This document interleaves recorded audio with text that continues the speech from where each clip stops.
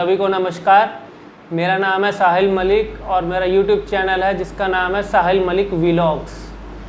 आज मैं आप सबके सामने एक नया वीडियो लेके आया हूँ और ये वीडियो एक लेटेस्ट एक्सपीरियंस के साथ लेके आया हूँ। कई लोग होते हैं, उनको अगर होती है दिक्कत स्पीकिंग में, स्टैमरिंग, स्टटरिंग, या अगर मैं हिंदी की बात करूँ अटकना, हकलाना, फुतलाना, इनमें से अगर कोई भी अगर दिक्कत है किसी को, तो जो लोग मेरे पास अगर नहीं पहुंच पा रहे, अगर उनको लगता है कि हम बड़ी दूर रहते हैं, तो मैं उनको ऑनलाइन क्लासेस भी दे रहा हूं, ऑनलाइन सेशंस भी मैं दे रहा हूं। आप एक बार अगर आपको लगता है कि अगर मेरे पास आने से आपको इम्प्रूवमेंट आ सकती है, तो यू आर मोस्ट वेलकम कि मैं आपको ऑनलाइन सेशंस के लिए मैं हमेशा रेडी हूँ। मेरा मोटो एक ही रहता है, अगर कोई मेरे पास आता है तो मेरा एक ही सिंपल फंडा है, to make you speak properly and fluently. अब उस केस में एक चीज़ और भी होती है कि भाई कई लोगों का वो मेरे वीडियोस आए थे लास्ट, उनके ऊपर एक इंक्वायरी डाली है लोगों ने कि भाई सर आप एक वीडियो बनाइए मेनली ऑन हकलाना। सबसे पहले आपको बता दूं हकलाना होता क्या है। हकलाना मतलब, मैं आपको एक लाइव एग्जांपल दिखाता हूं।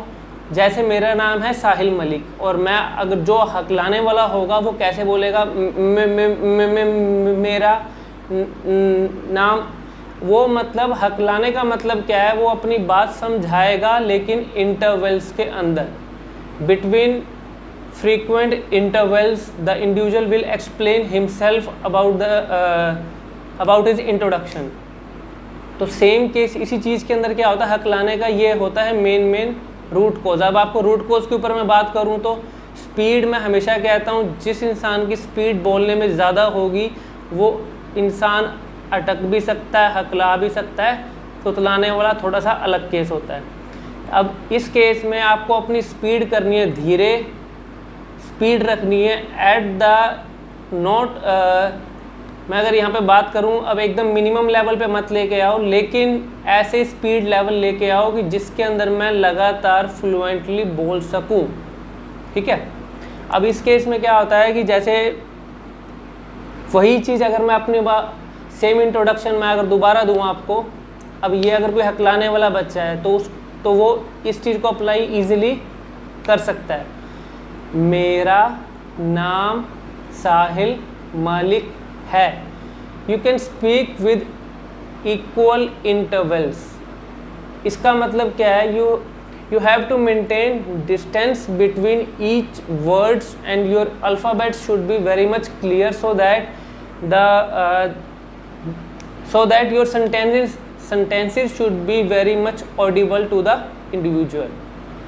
मेन फोकस रहना चाहिए क्लैरिटी पे। क्लैरिटी हमारी आएगी कैसे, जब स्पीड कम होगी, वॉल्यूम ज़्यादा होगी और उसके बीच में जो हम वर्ड्स बोलेंगे वो फ्लो में बोलेंगे।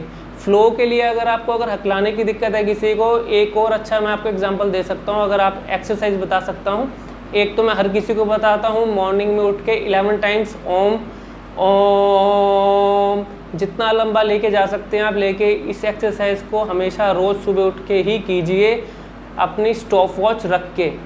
स्टॉप वॉच रखने का मतलब क्या है, अगर मैं एक बार ओम बोल रहा हूँ 20 सेकंड्स के लिए, at the next moment when जब मैं अपनी वॉच लगाऊंगा तो उसके अकॉर्डिंग मेरा 20 सेकंड से अबव जाना चाहिए वॉल्यूम। मेरा जो सांस का लेवल है थोड़ा सा उससे इंक्रीज़ होना चाहिए। अब वो होगा कैसे, अगर मुंह से सांस लेंगे तब हम बोलेंगे। फॉर एग्ज़ाम्पल, अब मैंने क्या किया, मुंह से लिया सांस और मैंने उस सांस को यूज़ किया बोलने में। अगर मैं इस बात को अटकने वाला, हकलाने वाला भी इस चीज़ को यूज़ ईजिली कर सकता है। फॉर एग्ज़ाम्पल, मेरा नाम साहिल मलिक है।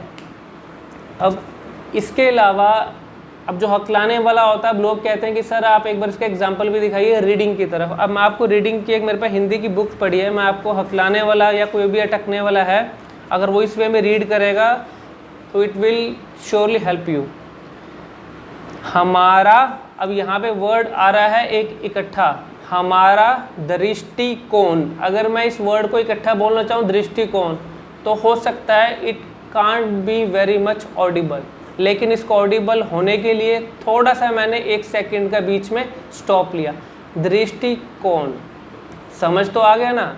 अब इसका मतलब मेन लॉजिक क्या रखना है, it should be very much Audible and clear, या हमारा नज़रिया जैसा होगा हम वैसे ही अन्य चीज़ों को देखते हैं। अब मैंने कितने आराम से बोला, अब कोई इंसान ये नहीं बोल सकता कि मैंने बिल्कुल ही धीरे बोला है, या बिल्कुल अगर कोई ये बोल रहा है कि समझ नहीं आया। समझ हमेशा धीरे बोलने से ही आता, फास्ट बोलना किसी के आगे इम्प्रेशन के लिए कोई अच्छी चीज़ नहीं होती। जो वर्ड्स हमारे मुंह से निकल रहे हैं वो हमेशा ऑडिबल होने चाहिए, समझ में आने चाहिए। इस बात को हम, अब ये एक वर्ड है निम्नलिखित, अब मैं इसको हाफ करके बोलूँगा, निम्नलिखित कहानी से बहुत अच्छी तरह से समझ सकेंगे। ये मेथड अगर आप रीडिंग की अगर आप हैबिट करेंगे ऐसी एटलीस्ट 30 मिनट्स अ डे, अगर आप मॉर्निंग में टाइम है मॉर्निंग में कीजिए, शाम को टाइम है शाम को कीजिए, इस मेथडोलॉजी को फॉलो करोगे तो आपके अंदर बहुत ज़्यादा इम्प्रूवमेंट जल्दी आ जाएगी। और एक और इंक्वायरी आई थी लास्ट वीक मेरे पास, और उसके अंदर ये बोला गया था कि सर आप र के ऊपर वीडियो बनाइए। र की देखो मैंने हमेशा ही तुम्हें, अब मैं हर किसी को हर वीडियो के अंदर मेरी अगर तुम सुनोगे तो एक ही मेरा लॉजिक रहता है, एक ही, अगर इस वर्ड को किसी ने ठीक करना है, र का ल निकल रहा है तो र की एक्सरसाइज है, जीभ को वाइब्रेट कीजिए। र में वाइब्रेट होती है, लेकिन एक मिथ भी है लोगों का कि अगर मैं इस वर्ड को रेगुलर वे में बोलता हूँ तो फिर जीभ वाइब्रेट नहीं होती। ये ज़रूरी नहीं है कि र बोलते टाइम हमेशा जीभ वाइब्रेट हो। कई बार र शुरू के अल्फ़ाबेट में भी आता है, कई बार र बीच में भी आ सकता है वर्ड के, कई बार र लास्ट में भी आ सकता है। अब जैसे मैं बोलता हूँ रमेश, रमेश बोला तो र कहाँ पे आया, फर्स्ट में। अगर मैं इसको अगर एक और वर्ड बोलूँ मगर, अब यहाँ र कहाँ आया, लास्ट में। अब इसमें क्या है, फर्स्ट के ऊपर फर्स्ट अल्फ़ाबेट पे हमेशा स्ट्रेस ज़्यादा होता है, उसकी वजह से आपको लगता होगा कि अगर मैं र शुरू में बोलता हूँ तो र की वाइब्रेशन होती है, लास्ट में बोलता हूँ तो वो साइलेंट हो जाता है। साइलेंट से मतलब नहीं है, हमारा मतलब है समझ में और क्लैरिटी आनी चाहिए। और अगर ये र को मैं सेंटर में लेके आऊँ, मगरमच्छ, मगरमच्छ अगर इकट्ठा बोलूँ मगरमच्छ, तो उसमें र हल्का वाइब्रेट होगा। तो इस चीज़ के ऊपर आपने फोकस नहीं करना। Your focus should be on clarity. If your focus is on कि हमारा र वाइब्रेट होना चाहिए, हमारी जीभ नहीं हिल रही, ये होना चाहिए, हमारी जीभ लंबी है, जीभ मोटी है, ऐसा है वैसा है, ये साइंटिफिकली अगर आप इसको अगर ऑनलाइन भी अगर आप इस चीज़ की अगर इंक्वायरी भी अगर आप लिख के देखेंगे तो ये साइंटिफिकली मिथ हैं सारे कि ऐसा होता है वैसा होता है।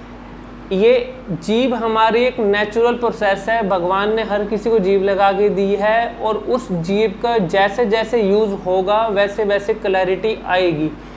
कई बार क्या हो सकता है कि आपकी जीभ को उस अल्फ़ाबेट की अभी हैबिट नहीं है, वो उस अल्फ़ाबेट के ऊपर नहीं ऊपर उठ रही या नहीं नीचे बैठ रही, तो उसकी वजह से क्लैरिटी नहीं आएगी। लेकिन क्लैरिटी लेने के लिए र की मैं आपको सिंपल बता देता हूँ। र के लिए हमेशा जीभ ऊपर उठती है और ऊपर उठने के बाद हल्का सा वाइब्रेट करती है। अगर मैं सिर्फ र बोलूँगा, देखो इसकी एक्सरसाइज आप यही कर सकते हैं 11 टाइम्स अ डे। जब भी अगर आपके पास है टाइम, 11 टाइम्स एक बार में करना। अब जैसे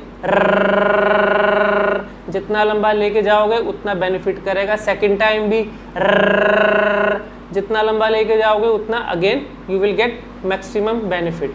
अब ये तो हो गया र का।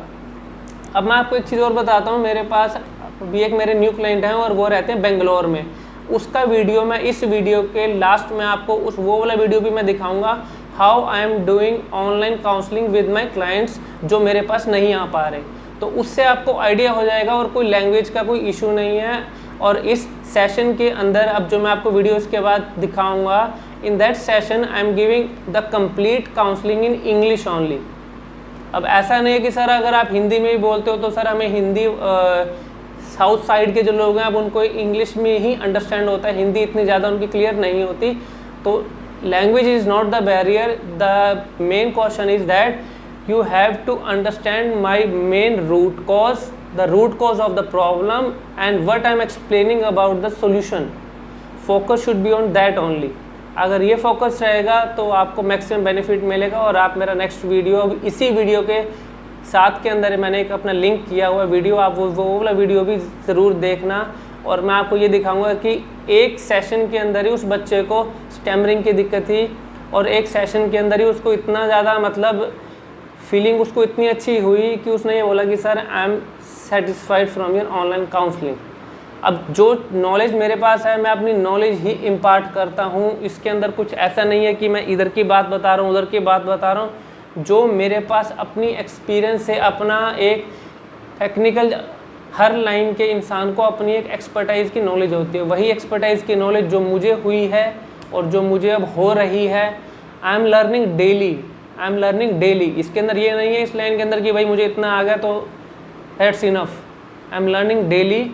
तो अगर कोई भी अगर आपको हेल्प की ज़रूरत होती है तो I am ready for you. मेरा एक ही मोटो है सोसाइटी के लिए, सोसाइटी में अच्छा काम करें, और सोसाइटी में अगर एक इंसान को अगर मैं आवाज़ दे पा रहा हूँ तो इससे बड़ी बात मेरे लिए और कुछ भी नहीं होगी।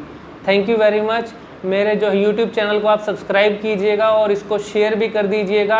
अगर कोई इंसान आपको लगता है उसको स्पीकिंग में अगर है दिक्कत और उसको सही से अगर नहीं मिल पा रही, उसको हेल्प नहीं हो पा रही, उसकी आवाज़ ठीक नहीं हो पा रही, वो इंटरव्यू में दिक्कत आ रही है, जो भी कोई अगर स्पीकिंग से रिलेटेड कोई भी अगर आपको हेल्प चाहिए हो तो I am always welcome. Thank you very much. God bless you all.